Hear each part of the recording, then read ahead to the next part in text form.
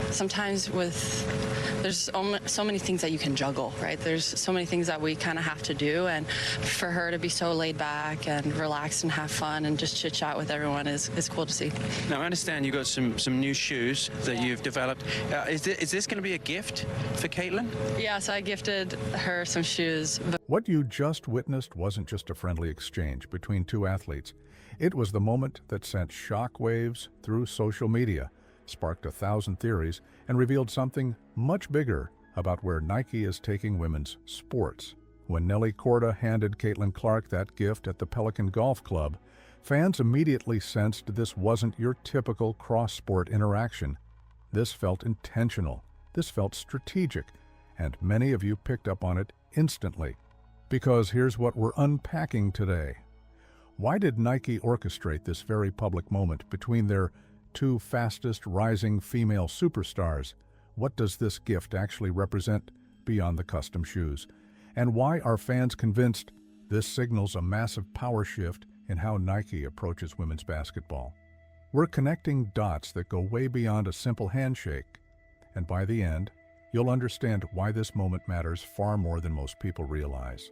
If you believe the story behind the story actually matters, go ahead and smash that like button. It tells us we're digging in the right direction, and honestly, we need to know you're with us on this one. Let's start with what actually happened. Caitlin Clark shows up for the second consecutive year at the Annika, driven by Game-Rich Pro-Am, a high-profile LPGA event outside Tampa. She's there to play alongside some of golf's biggest names, including the woman who's been dominating the sport, Nelly Korda. For those unfamiliar, Nelly isn't just any golfer.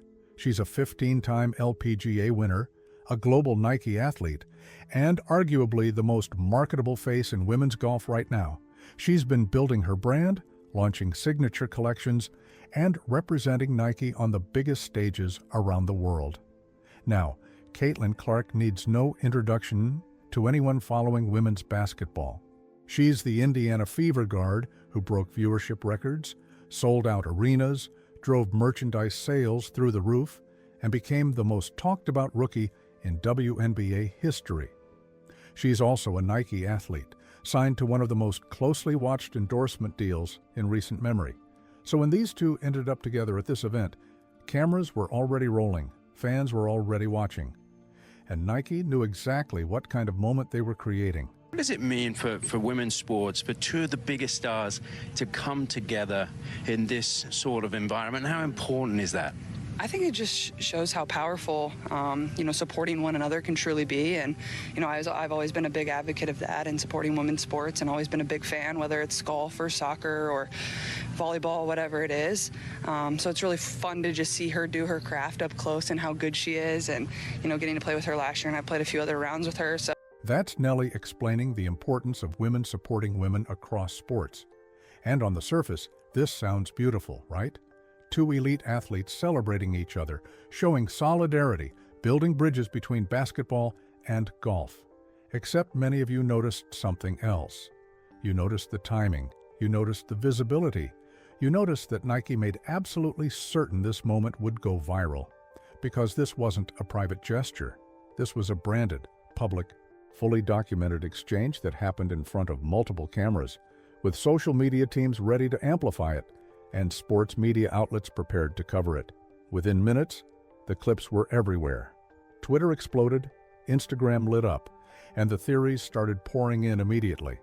Fans began asking the question that Nike probably wanted them to ask.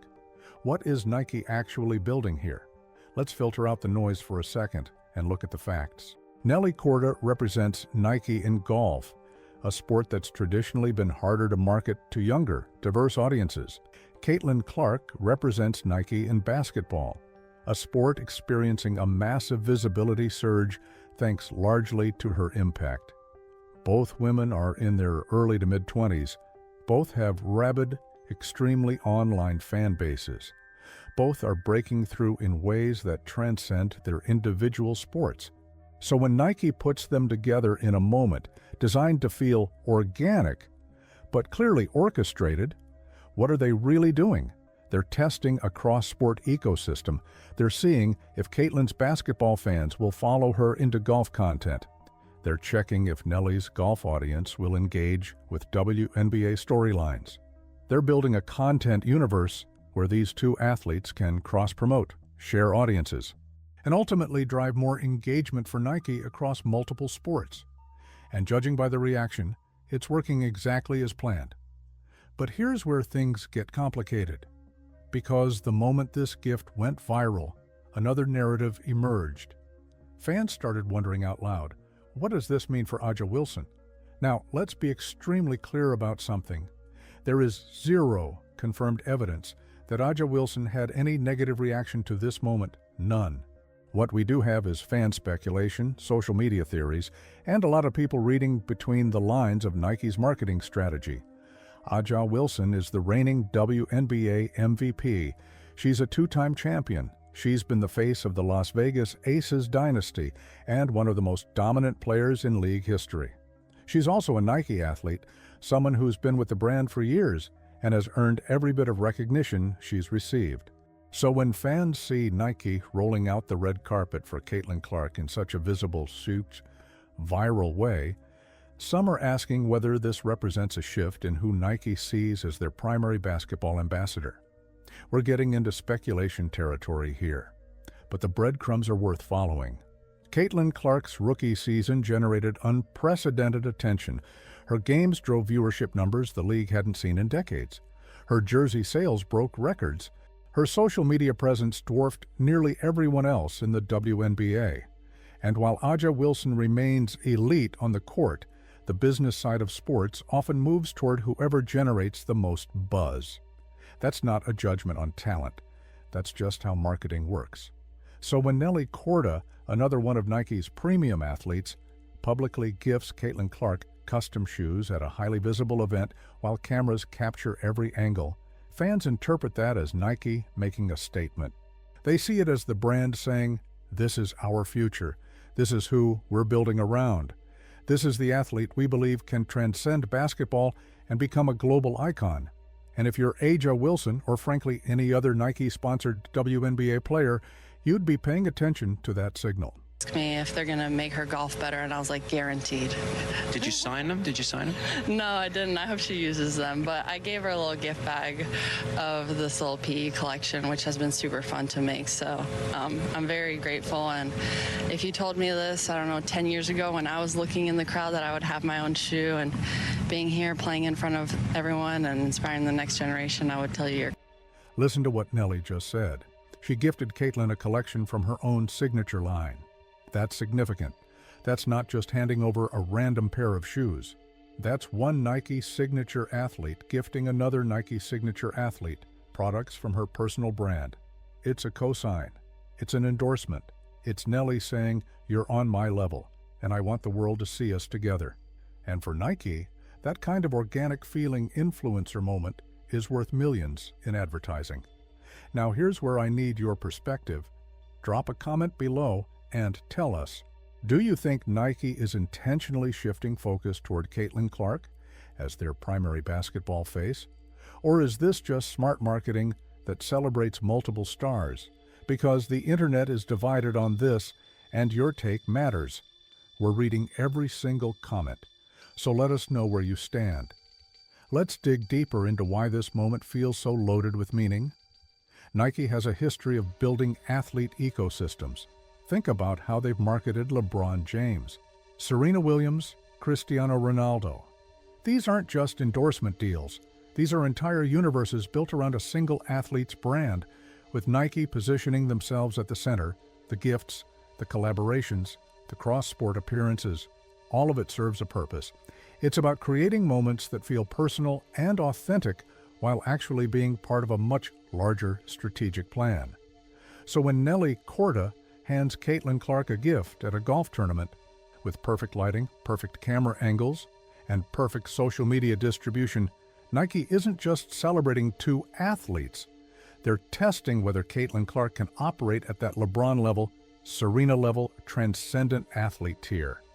They're seeing if her star power extends beyond basketball courts into golf courses, into lifestyle content, into spaces where sports fans don't normally overlap. And based on the viral response, the answer appears to be yes, But let's address the elephant in the room. The speculation about Aja Wilson. Social media erupted with theories that Aja might feel sidelined by this moment. Some fans claimed she's being replaced as Nike's top WNBA representative. Others insisted the league itself, particularly Commissioner Kathy Engelbert, wasn't thrilled about Caitlin receiving this kind of spotlight. Now, we need to be transparent here. These are theories, not confirmed facts. There's been no public statement from Aja expressing frustration. There's been no leaked reports about tension behind the scenes. What we do have is pattern recognition from fans who've watched this industry long enough to read the signals. When a brand like Nike makes a very public or very viral gesture toward one athlete while other equally accomplished athletes exist in the same space, people notice. They compare, they analyze, they wonder if this represents a changing of the guard. And in professional sports, where visibility directly impacts earning potential, endorsement opportunities, and long-term legacy, these moments carry weight. Here's what makes this situation particularly complex. Aja Wilson earned her status. She won championships. She dominated on the court. She carried the league through seasons where viewership was struggling. She did everything right. But Caitlin Clark arrived at a moment when the WNBA was primed for a visibility explosion. She had the college fan base, the playing style that translates to highlights, the personality that connects with younger audiences, and the timing that aligned with increased media investment in women's sports.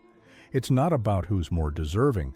It's about who Nike believes can drive the most commercial growth moving forward.